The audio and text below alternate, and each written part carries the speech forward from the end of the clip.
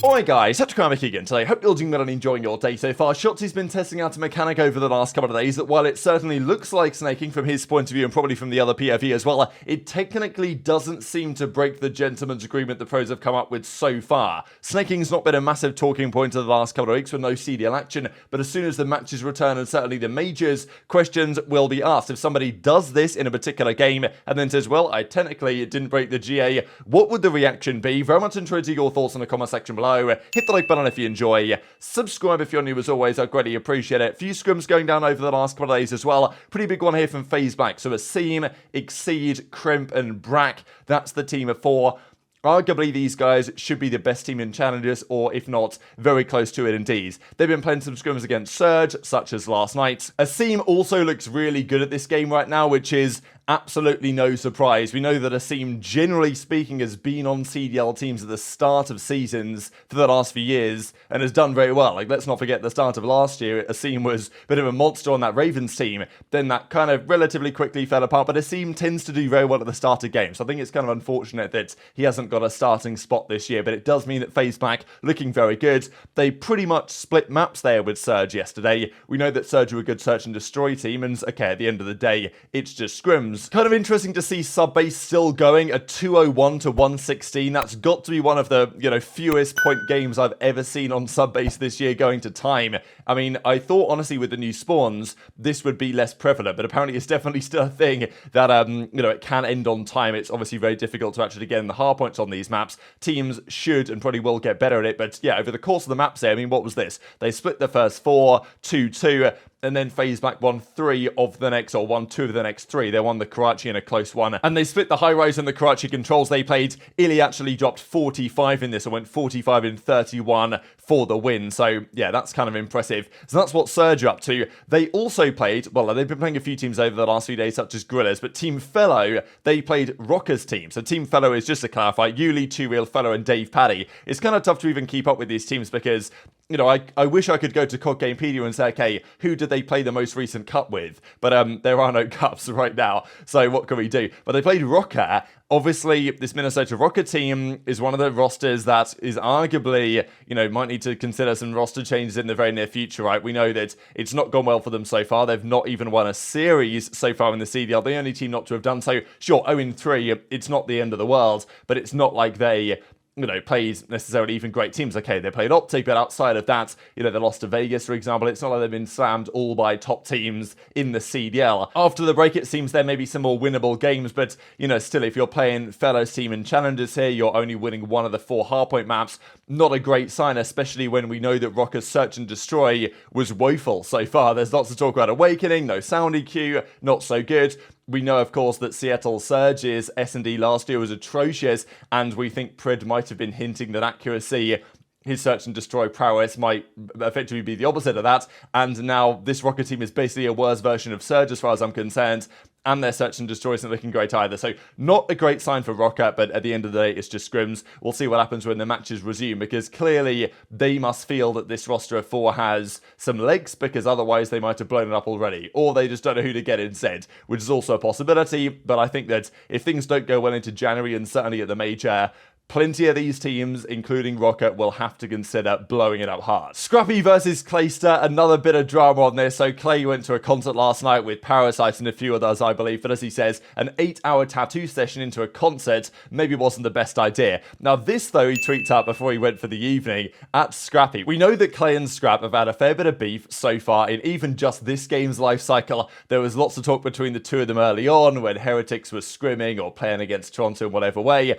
and then Scrap was clapping back and saying, I look forward to another, top 12 year from you, Clay. And we'll see if, that actually happens or whether it doesn't. And we know full well that when Scrap played Clay in that Toronto vs Ravens series, it wasn't especially pretty, and kind of teed up OpTic for the absolute slammage that they then got the next day as well. But as Clay says, finally starting my forearm tap, pray to God it turns out better than Scrap's. So if you guys don't know what this is referring to, at some point last season, Scrappy got this tattoo. Okay, well, this isn't the actual tattoo because because somebody has photoshopped on MoneyBoze's face over the top of it. But this is what Scrap tweeted out with this this tattoo that he got on his arm, and this was actually the full version that was tweeted out. Now, I know that people, I tried to find it, the original image this is based on, and I know this has been done in other tattoos, of course, before, and in theory, it's a pretty cool idea, right? But, you know, the execution of this, Scrap was getting roasted pretty hard because the execution might not have been the best. You know, obviously the lion's face is kind of wonky here. You know, look, as far as I'm concerned, it's not the best, but whatever. Scrap obviously thought it was good enough to put on the timeline, and then I'm pretty sure the tweet they got deleted because he kind of got toasted for it. So, you know, if you guys remember this one, I'm pretty sure there was also a meme of like what this maybe should have looked like. That was Toronto like online or something, and then they went to LAN and got slammed, I think. So then it was like Toronto Major 3 versus Toronto Major 4, something like that. There was some good memes going down a few months ago, and Clay is definitely taking advantage of it. It's a real shame, to be honest. If Scrappy had responded to this, it probably would have been, you know, the video title, thumbnail, all that good stuff. But unfortunately, you know, Scrap decided to shut up on this. Surprising to me that Scrap didn't have some sort of clapback remark, but he's been pretty radio silent on Twitter over the last few days, so that's a surprise. But I'm sure that in the new year it'll be, you know, same old Scrap, I guess, it'll be back in business.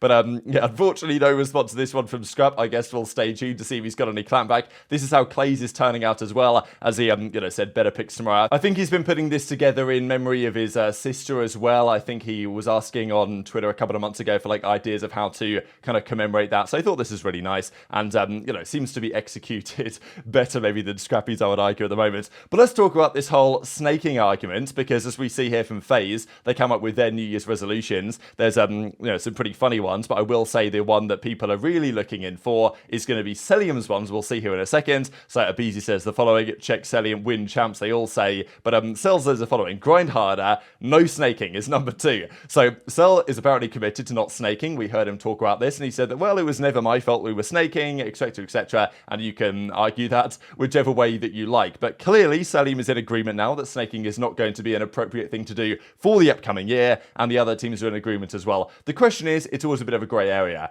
It's not banned by the CDL. The pros are still free to snake. They're not going to get banned by the league or, you know, forfeited by the league if they snake in round 11 at champs. So this is the question: how good is the integrity of these pro players, right? Are they on point? Will they, you know, break the GA at the first point of call when there is big money and a championship on the line? So this is what Shotzzy's kind of been experimenting with over the last few days. You guys full well know that they try to fix snaking. You can actually see it here as Shotzzy tries to do it. That on the third pump of the snake, you kind of glitch a bit. The movement is a bit more buggy now. They've decided, you know, Cellium actually tried to make this change to make snaking less viable. It still is viable, it still definitely works, but this is the idea of going prone, sprinting out of it, and, you know, from the other person's point of view, you're just such a difficult target to kill, and sometimes even to see in certain games. But, you know, so this is snaking. You can see he's going prone, and then he's kind of sprinting out of it. That's how it works.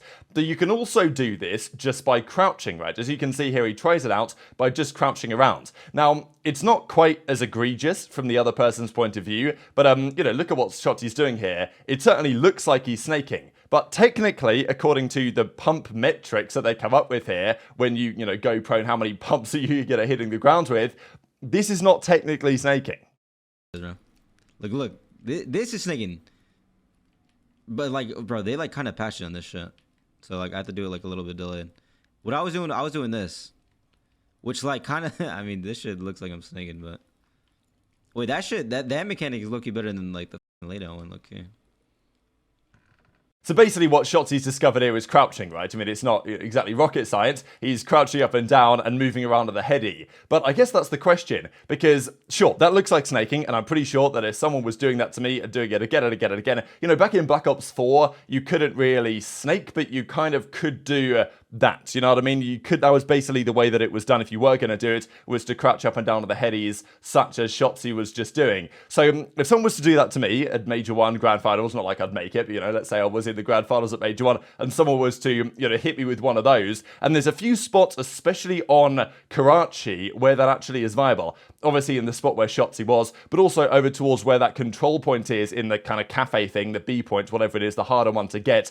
There's a concrete wall around that where you can, you know, it's designed really, it's perfect height for you to crouch up and down. And to be honest, crouching up and down there repeatedly is probably no different for the other person's point of view than snaking. In certain situations it is, in certain ways like the regular snake, which has been banned by the pros, is more egregious, but still, in certain scenarios, what Shotzzy was pulling off there is pretty much as good as you'd imagine in terms of what it's going to, the consequences it's going to cause. Although technically when they're banning snaking, they're talking about, okay, well, 1 pump, 2 pumps is okay, and then, the third and fourth are not. That's referring to going prone and then the standing up snaking. So I wonder what the pros would have to say on this if someone was to, let's say, pull this off at an inopportune moment. We know full well that there was a good bit of drama lately with regard to Skyz, right? I mean, the Skyz versus the Gorillas. This was in a pretty important matchup they played, and we can see that as Assault tries to get this kill, Skyz goes prone, stands up again, goes prone, and then Assault goes down, and even after Assault goes down, you can still see Skyz doing it a couple of times, and this is, the typical going prone, standing up, snaking, and as a result of this, we know that there were repercussions when Skyz's New York Subliners were, well, they didn't get a warm-up in the next series they played. The other teams refused to scrim them in a quick little warm-up scrim to effectively get their own back in some respects. So, Skyz saw the repercussions of that, and as a result, Skyz said, my apologies, guys, I didn't mean to do it and all this stuff. But I think inevitably, from now to the end of the season, there are going to be plenty of examples of players that may have snaked, may not have snaked. It's always going to be a grey area, and if someone does what Shotzzy does at Major 1 to win a very important series, what's going to happen? Is that going to be considered snaking by the players? Are they going to say, well, my apologies, I didn't know it wasn't allowed, but here I am, 40k rich or whatever if you win the championship? I don't know. But I'm intrigued to your thoughts in the comment section below for sure. A couple of funny things to close out the video with. You guys have probably seen some of the quality Dashy watches wildlife documentaries content over the last couple of days. There's been some quality clips coming out of this. He also kind of doubled down on it and said, all right, 1v1, who's winning? Grizzly versus Siberian Tiger. Tough to see past the Grizzly in this one as far as I'm concerned. I know that the Grizzly always gets, even Grizzly versus like Silverback Gorilla, people tend to back the Grizzly. I'm not actually sure what the true answer to that is. Maybe we should try and test it out if we can. Football says, Grizzly's going berserk on that. Might be a 4-game sweep, says Dashy. But very much intrigued to your thoughts on all this stuff, maybe even including this in the comment section below. But hit the like button if you enjoyed. Subscribe if you're new. Take care. And I'll see you next time. Street, you got back. You back. You on me, B. Back on you. Back street. Street, just push you. Oh my god. Oh, hell Bro, no. TikToks. They just got TikToked. Yo. He just kind My of slammed God. that too. So much He bull. lost so much dope, bro. Where'd he go? Where'd he? Where?